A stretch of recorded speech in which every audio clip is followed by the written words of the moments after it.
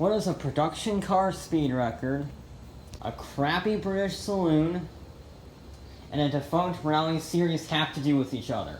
They're all inexplicably linked to the most underrated supercar of all time, the JAAAG XJ220.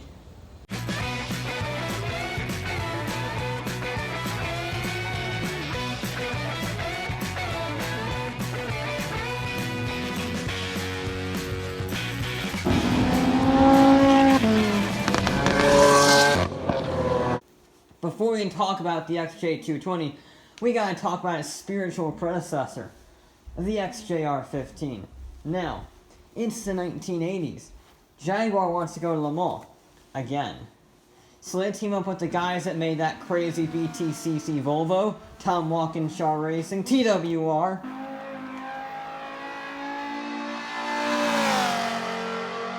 And they designed the XJR9, which was a very successful Group C prototype. It won Le Mans outright in 1988, and to celebrate, Jaguar wanted to build a road car, a road supercar, in that fact. And they used the mechanical chassis from the XJR9, and along with Tom Walkinshaw Racing, they teamed up to build the XJR15 road car. The first road car, in fact, to be made entirely out of carbon fiber construction, way before the McLaren F1 would think to do so. In fact, the vehicle weighed just 2,300 pounds, even with a 6-liter V12, inspired by the XJR9 V12.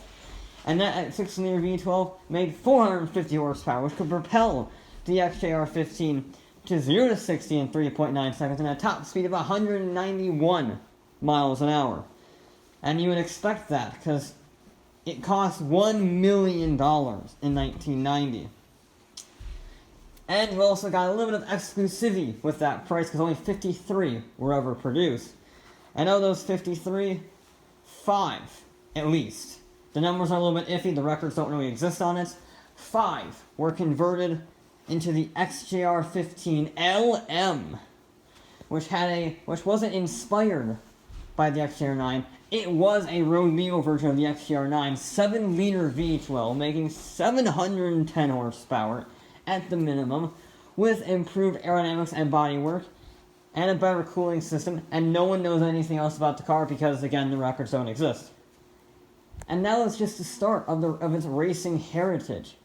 You see, Jaguar decided to team up with Formula 1 and make a one-off support racing series with the XJR15, a one-leg race.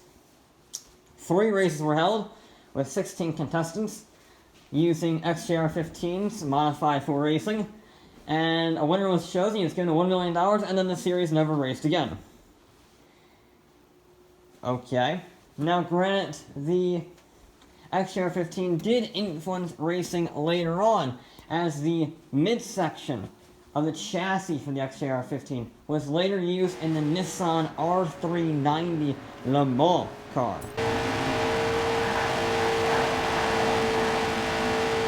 And with that finally out of the way, let's get to the XJ220. Now, initially, a concept of a supercar from Jaguar was started by the Saturday Club, which was a group of engineers led by Jim Randall, working without factory support, to design a supercar for JAAAG.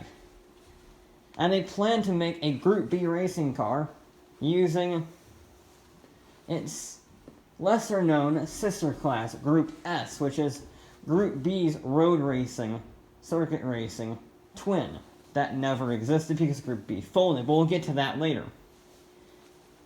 They wanted a car that was fast. Their top speed car was 220 miles an hour, and they put it up to the heads of Jaguar, and they said, why not?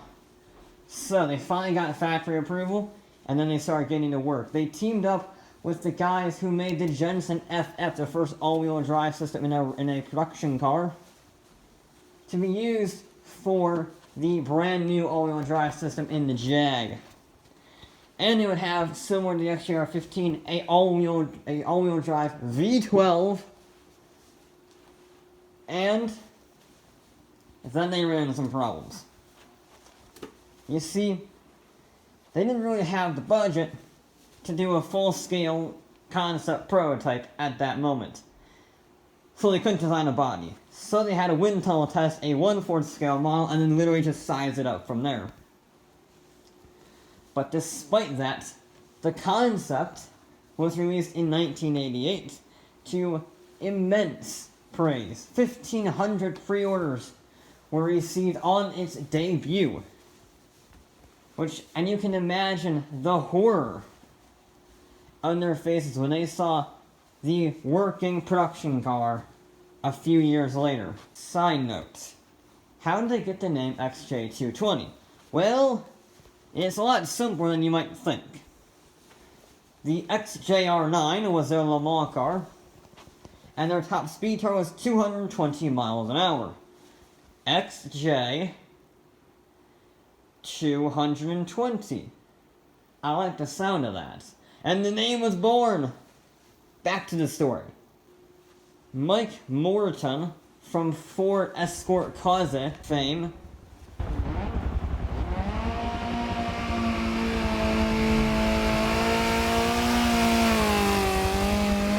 was brought onto the project shortly after the concept was announced.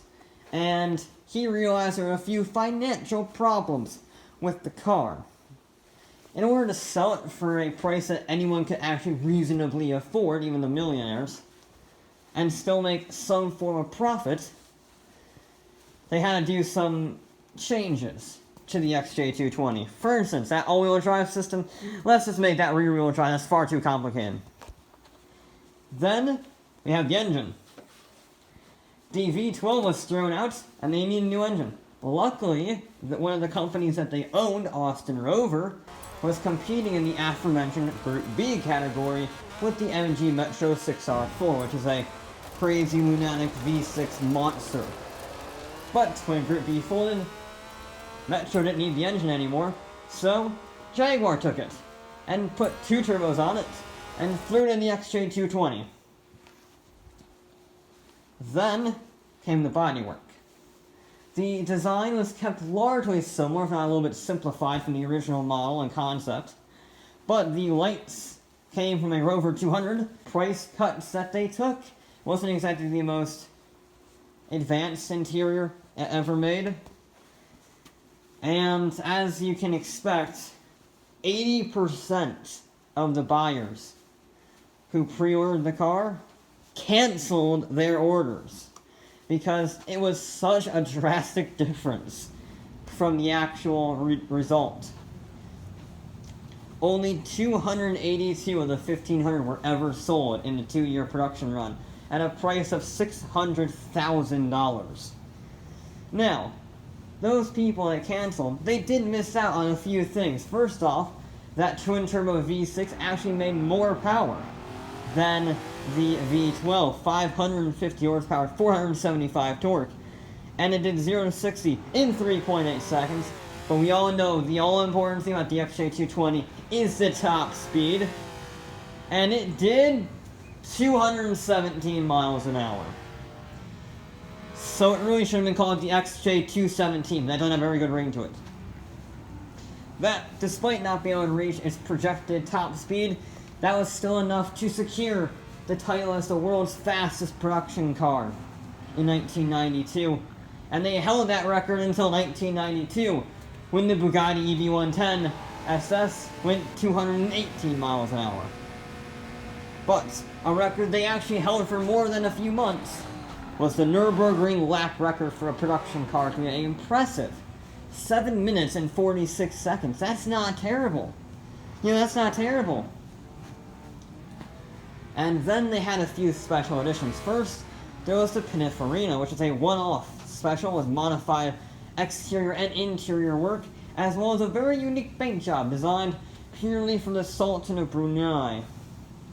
And then there was the XJ220 SS. Following in the footsteps of the XJR15, they made a few bonkers versions.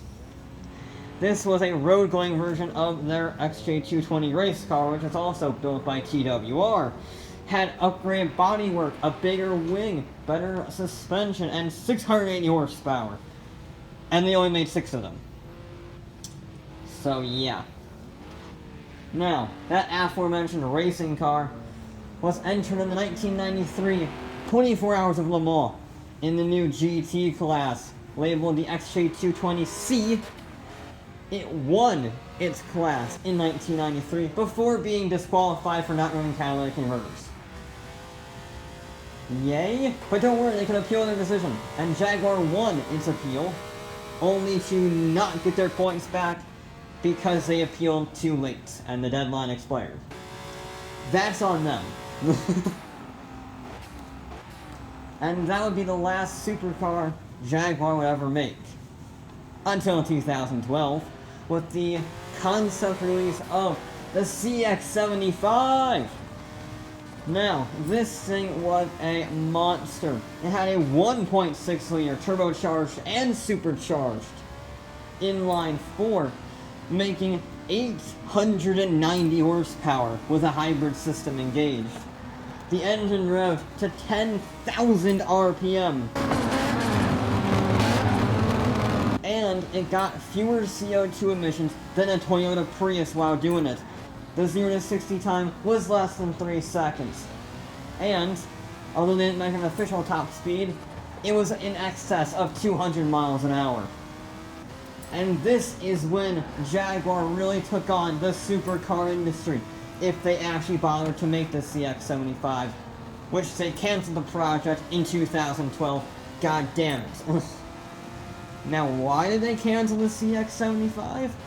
Well, as they put it, it was not a good idea for the company to release a $1 million hypercar during an economic recession. And yay, I mean, it's a logical business decision, but boo! That being said, though, the CX-75 did get its time to shine in the 2015 James Bond film, Spectre. And that was it. No supercar of concept or production has been made since the CX-75 at Jaguar. And as for the XJ220, that will forever be remembered as an abject failure. Its top speed was slower than predicted, it was made of spare parts lying around, it wasn't very reliable, and it was nothing like the concept it was based off of.